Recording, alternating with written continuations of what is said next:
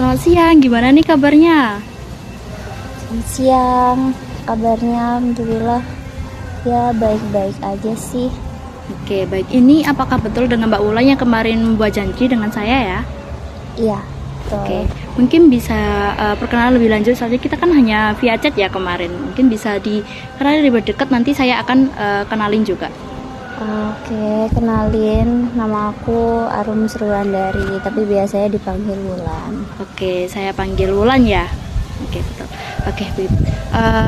Mungkin sebelumnya saya boleh tanya-tanya nggak sih sama Mbak Ulan, kehidupan sehari-harinya ngapain sih selain sekolah? Kehidupan saya sekolah sih kayak biasa aja sih Kak, kayak di rumah bantu ibu, kayak gitu-gitu aja sih. Kalau mungkin di sekolah mengikuti organisasi lain nggak? Iya, aku kebetulan ngikutin kayak ekstra lukis gitu. Oh iya, berarti Mbak Wulan suka ngelukis ya? Iya, sebenarnya. Sebenarnya, kalau misalnya sekarang, apakah masih suka?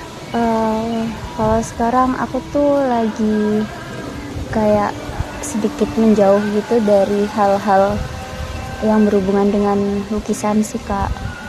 Oke, mungkin itu nanti saya akan tanyakan ke lebih lanjut ya. Mungkin saya akan bertanya-tanya mungkin tentang sekilas Mbak Wulan seperti apa. Oke. Selanjutnya setelah ini apakah ada kegiatan atau sebelumnya ada kegiatan Mbak Wulan?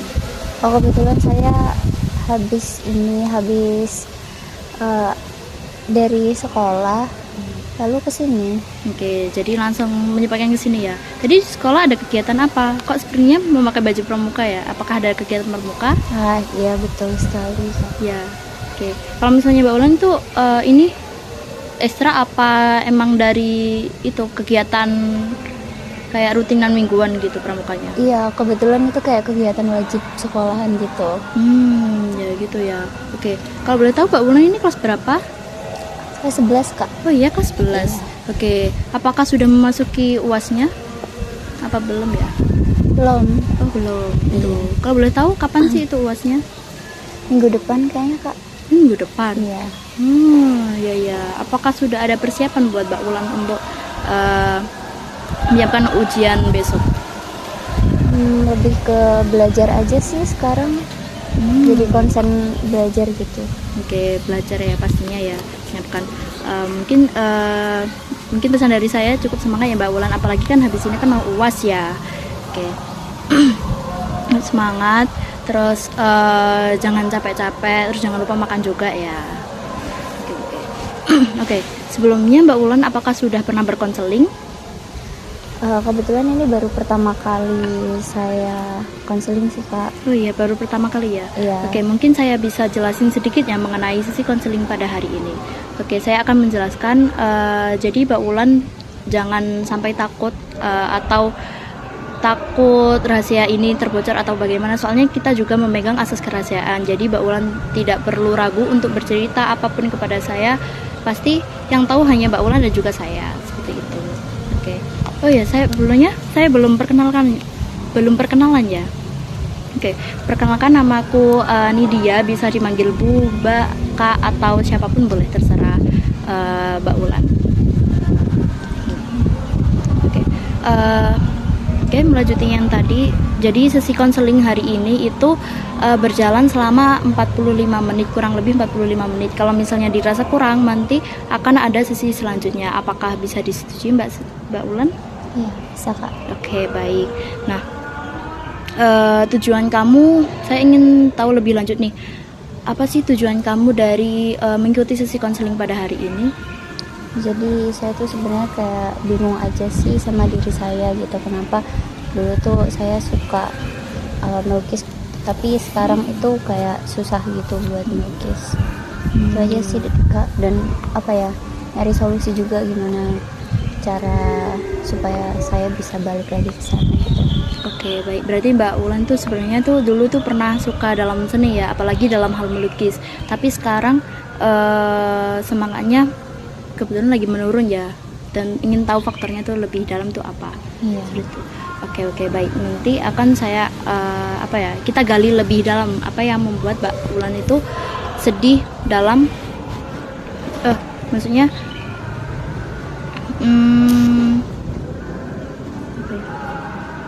ini performanya turun, kayak minat dalam lukisnya menurun seperti itu ya.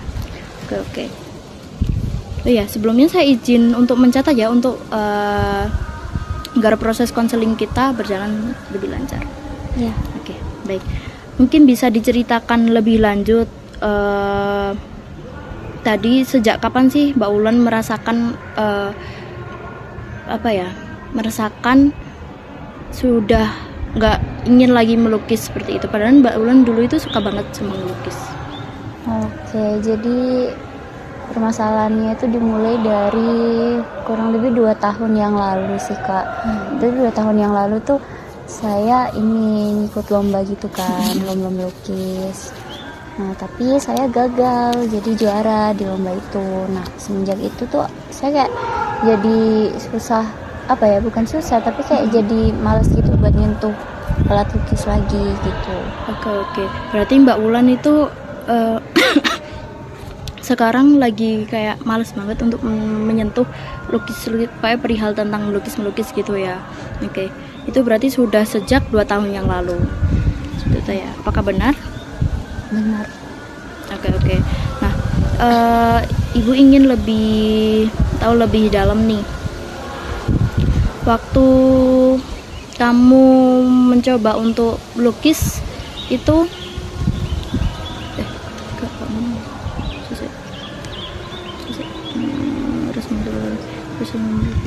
kamu mau menyebut kayak gak sing ngerasa bodoh banget itu?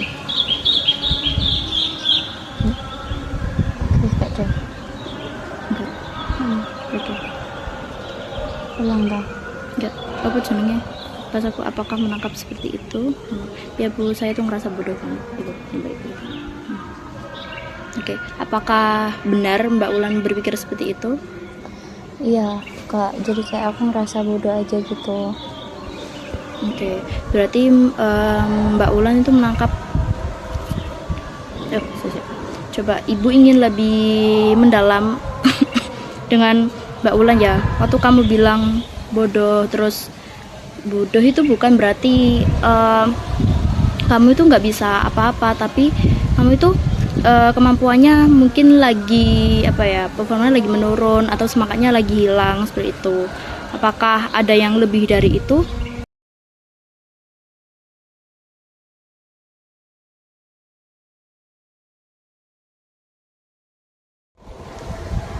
Ini sih Kak, jadi kayak saya sendiri tuh ngerasa kayak nggak berguna aja gitu, karena ya itu tadi saya ngerasa kayak bodoh dalam hal melukis. Dan soalnya kan melukis itu kan juga bakat saya ya, jadi kayak bakat saya aja saya nggak bisa gitu loh, saya kayak gagal di bidang itu, jadi kayak saya ngerasa nggak berguna aja gitu. Oke, baik. Oh iya, ini mungkin mungkin kita pause dulu ya terlebih dahulu. Oke, baik, kita lanjut ya. Apakah duduknya sudah nyaman Mbak Ulan? Sudah. Oke, sudah. Mungkin bisa saya lanjut ya. Tadi sampai kamu menyebutkan kalau misalnya kamu itu takut ngerasa gagal. Terus habis itu kamu tuh berpikir kalau misalnya kamu itu nggak bisa apa-apa. Nah, berarti saya itu menangkap kalau misalnya ada dua hal yang berbeda. Yang pertama, kamu itu nganggap kamu itu gagal dalam hal lomba ya, betul? Terus habis itu yang kedua, itu kamu menyimpulkan kalau misalnya nggak bisa apa-apa, padahal itu dari pikiran kamu sendiri. Dan yang pertama juga itu dari pikiranmu sendiri. Apakah bisa membedakan dari hal kedua kejadian itu? Kayaknya enggak ada deh Kak. Oke. Nah, di sini ada hal yang menarik nih. Nah, Ibu ingin melihat dari kamu sesuatu yang mungkin kamu belum kamu sadari sebelumnya. Ibu punya hal kecil nih. untuk membantu kamu memahami kenapa sih kamu bisa sampai di titik ini. Apakah kamu bersedia? Ya, saya bersedia. Oke, baik. Nah, jadi di dalam konseling itu ada kerangka sederhana, namanya itu teknik ABC. Nah, A itu activation event, yaitu kejadian pemicumu, kenapa seperti itu gitu.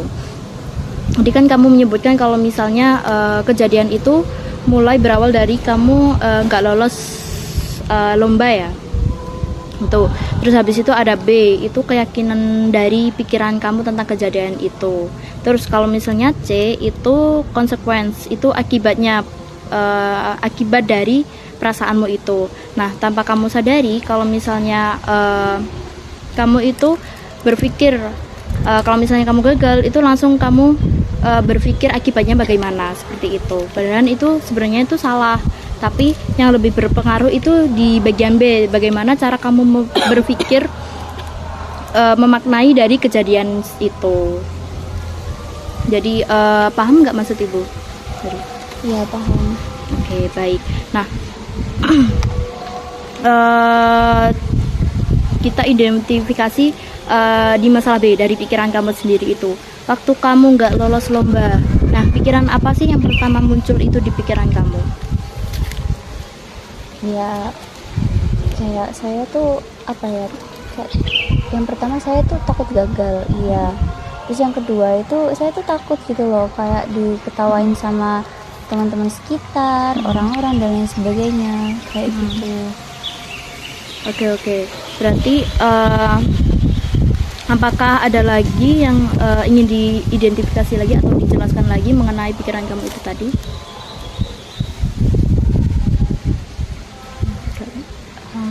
Saya rasa cuman itu aja sih.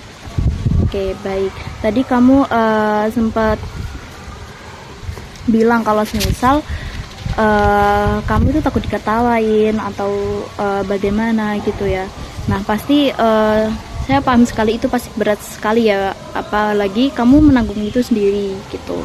Nah, entah saja kamu sampai nggak mau mencoba untuk melukis kembali gitu ya,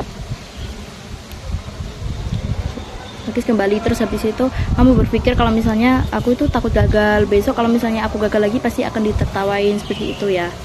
Nah, oke, mungkin ibu lebih rangkum lagi, ada 3 pola pikiran yang besar yang ibu tangkap dari Mbak Wulan tadi.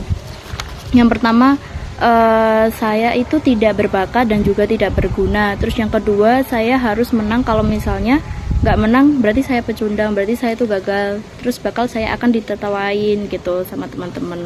Yang kedua itu tadi, yang tadi saya sebutkan, semua orang pasti akan menertawakan saya, seperti itu ya.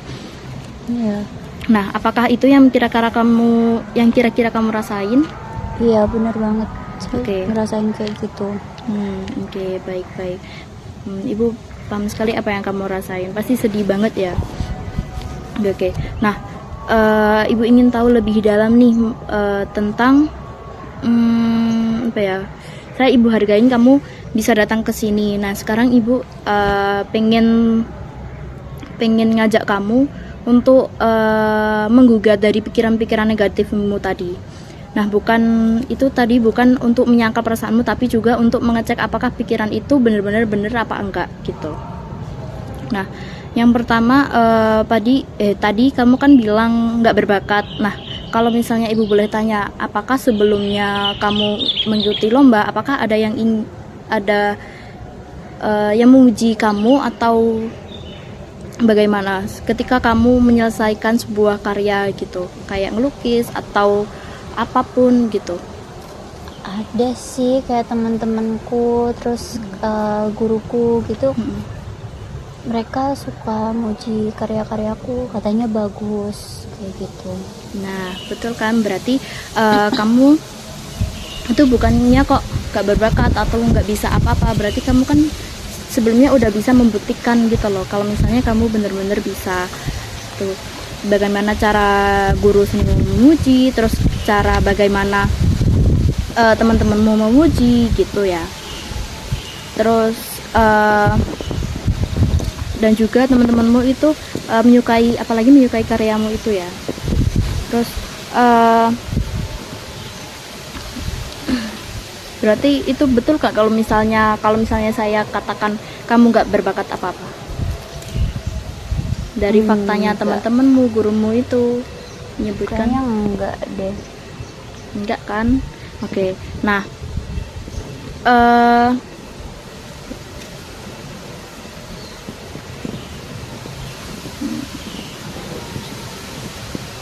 oke, lalu yang lebih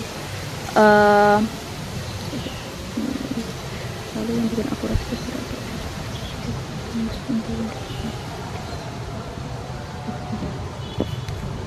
Oke. Sekarang coba ibu ingin gali lebih dalam lagi,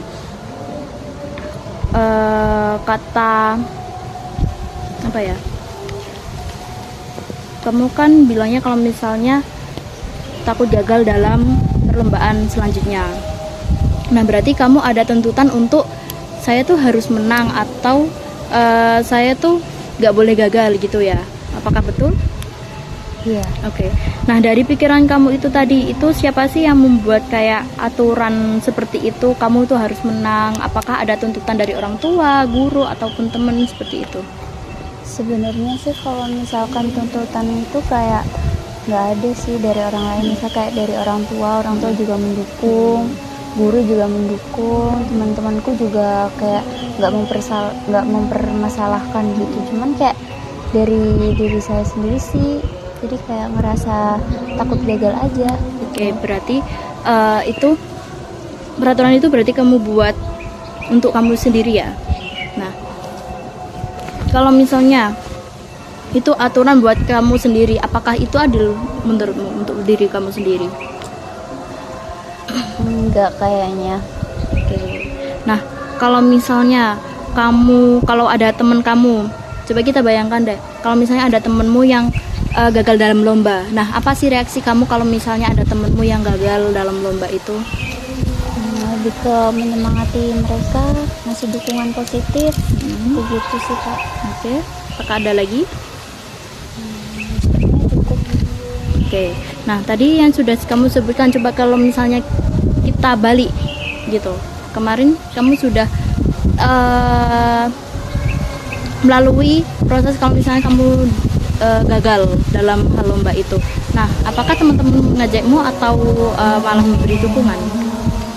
Enggak sih, kalau mengejek kayak apa ya, mereka kayak ngasih semangat gitu, kayak gitu-gitu. Oke, berarti itu adalah dari pikiran kamu sendiri kan? Itu. Apakah betul? Iya. Oke. Kalau misalnya coba kita ubah dari keyakinan kamu sendiri.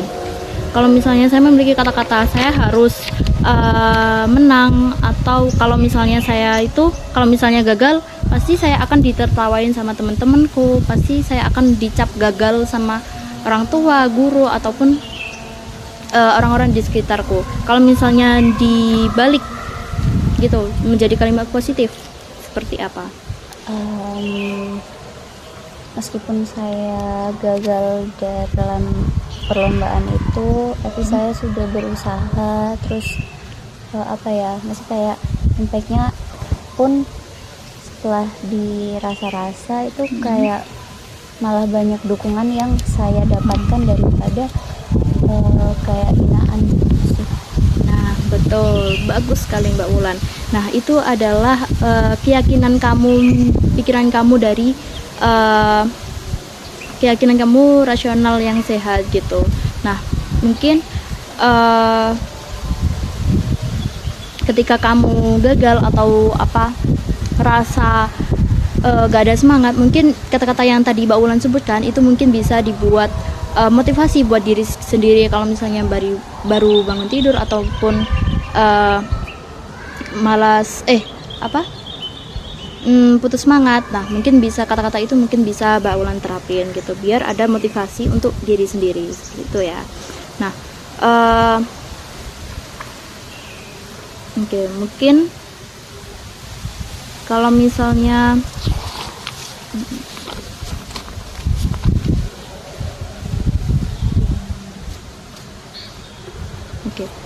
mungkin kita akan berpikir dari keyakinanmu dari dampak keyakinanmu yang baru nih.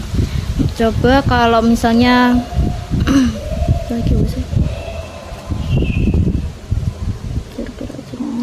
kalau kamu bisa benar-benar percaya. Oke. Semisal kalau misalnya tadi yang kamu sebutin itu kira-kira bagaimana perasaanmu ketika menyebutkan tadi hal positif tadi yang kamu sebutin? Kayak jadi nggak merasa terbebani sih, lebih enjoy, lebih tenang gitu. Oke, nah itu adalah efek dari kalau misalnya kamu selalu berpikir positif. Jadi kalau misalnya dari kegagalan kamu itu kamu buang, tapi kamu berpikir secara positif itu tadi. Nah,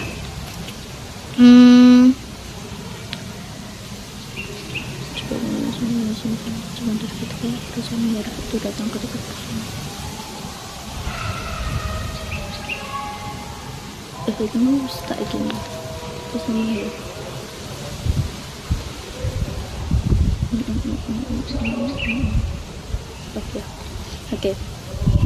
Berarti Mbak Wulan sudah menyadari kan kalau misalnya pemikiran negatif yang tadi Mbak Wulan sebutin, kalau takut gagal, takut nggak dihargain sama temen-temennya, ataupun dicap apa sih, kayak nggak bisa apa-apa. Nah berarti kan salah ya, apakah betul kalau misalnya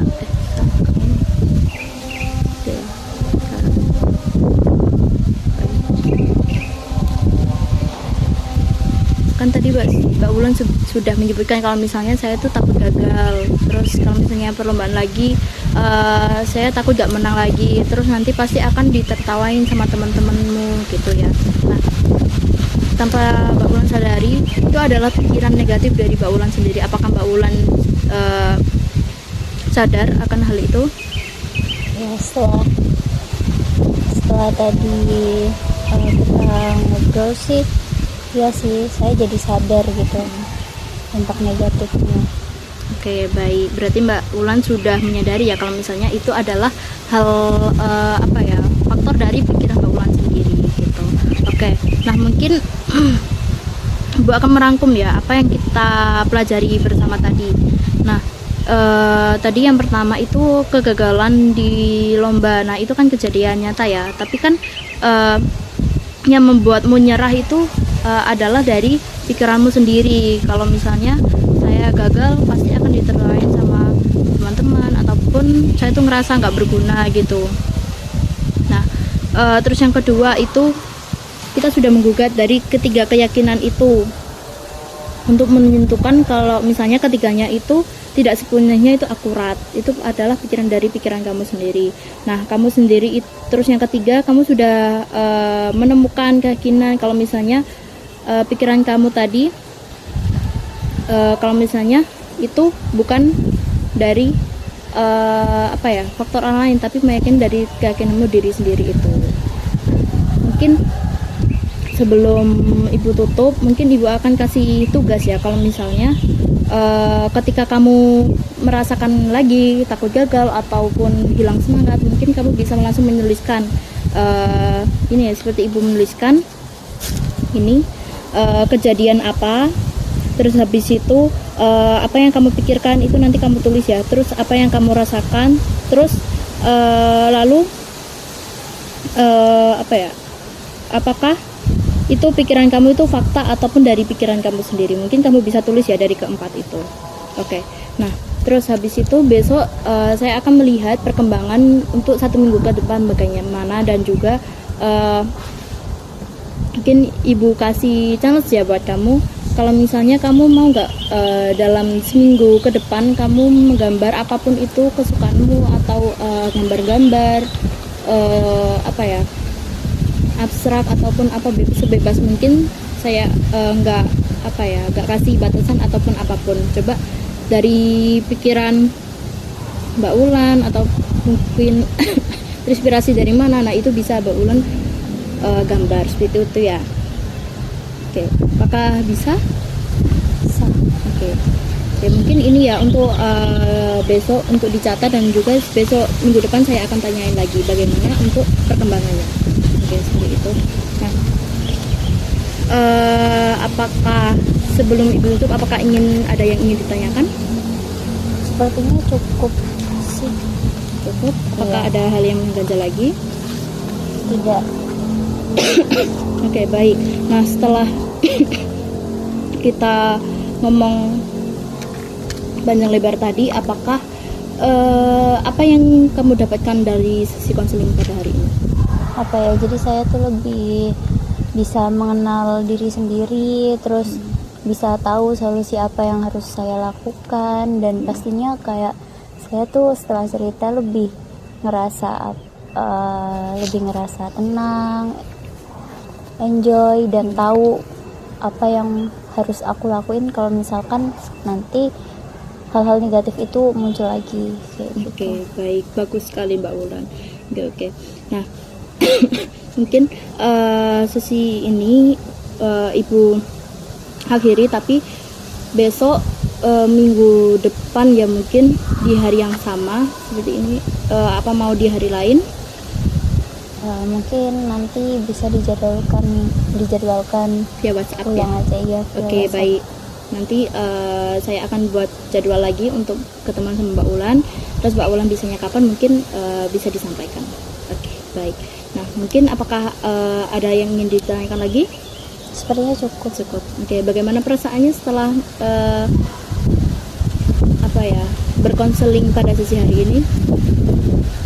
Perasaannya lebih senang aja, lebih bisa bisa ngomong setelah semua hal yang sudah saya pendam selama ini akhirnya bisa saya omongin dan dapat solusi gitu. Oke. Baik, oke. Saya hargain dari Mbak Wulan tadi udah sempat menyempatkan waktu sebentar untuk menemui saya, apalagi tadi kan habis acara pramuka ya di sekolahnya, terus langsung ke sini menemui saya. Oke, baik, saya hargain itu. Terima kasih. Oke, mungkin minggu depan kita akan ketemu lagi kita akan jadwalkan lagi di via WhatsApp, dan saya akan melihat bagaimana perkembanganmu. Apakah kamu masih berpikir negatif ataupun sudah enggak nih? Apakah sudah mau mencoba melukis lagi seperti itu ya? Oke, Ibu percaya kamu pasti bisa kok. Oke. Terima kasih. Mungkin kamu habis ini bisa melanjutkan aktivitas.